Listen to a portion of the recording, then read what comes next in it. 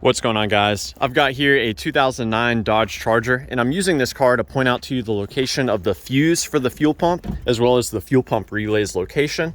So we open up the trunk. There should be a cover here for you to lift up and get out of the way. And we can open up this fuse box here by pushing on this tab and lifting upward.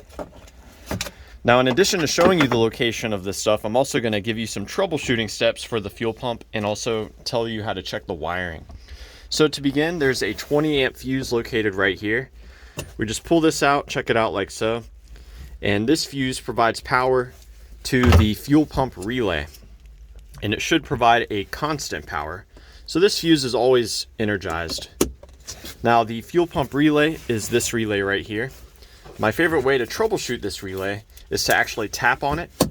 Sometimes relays can get stuck, and by tapping on the relay or wiggling it around, you can get it to start working again. Further troubleshooting, you can also swap that relay with another relay in this location. And if after you make the switch, your fuel pump starts to work, well, then you have a pretty good idea that your original relay is no good. Now, with this relay removed, you can see I've color-coded the different pins, and so I'm going to go into detail with you what each one does. So I showed you our 20 amp fuel pump fuse. That provides a constant power to this pin right here. So you should always be receiving power at that pin. Now, when this car is on, there should be a ground coming in through this pin. A power coming through this pin. This pin only receives that power when the car is on. When the powertrain control module wants to engage this fuel pump relay, it will do so by providing a ground to this pin. And finally, this pin that I've colored in white, that carries power to the fuel pump whenever this relay is engaged. So all this relay does is when the computer tells it to come on, it connects this pin with this pin, sending power directly to the fuel pump. You yourself can put power into this pin, which should result in the fuel pump coming on. Now let's take a look at how to access the fuel pump and go over the wiring to it.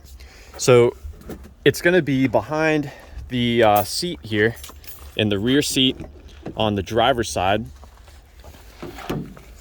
We simply pop this seat up and remove it.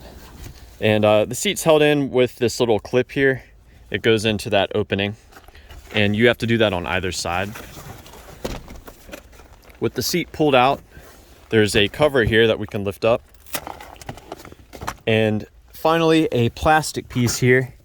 And this also comes out. It can be helpful if you have a flathead screwdriver or something that you can pry with. So we can get this pulled up here.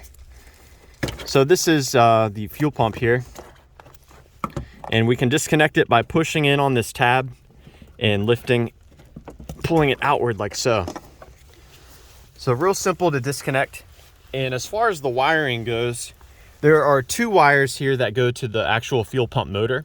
The other wires go to a sensor. So we're looking at pins 4 and 5. Pins 5, that's going to be this wire right here.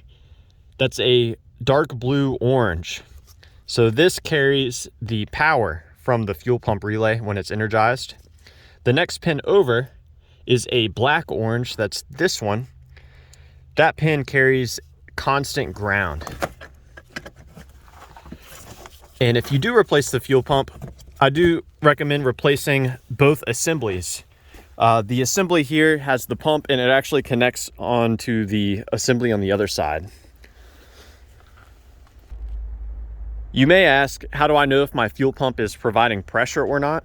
Well, we can see on this Charger, it's got the 5.7 liter. The fuel rail here does not allow you to add a fuel pressure gauge. So what you'll have to do instead is disconnect this line here and see if it's providing fuel. So you push this piece in and then you squeeze the two tabs together like so. While you're pinching those two tabs together, you pull this line out. So pressurized fuel should be coming out of this line whenever that fuel pump relay is engaged. If you have a fuel pressure gauge, you can hook it up to here and see if you're receiving adequate pressure.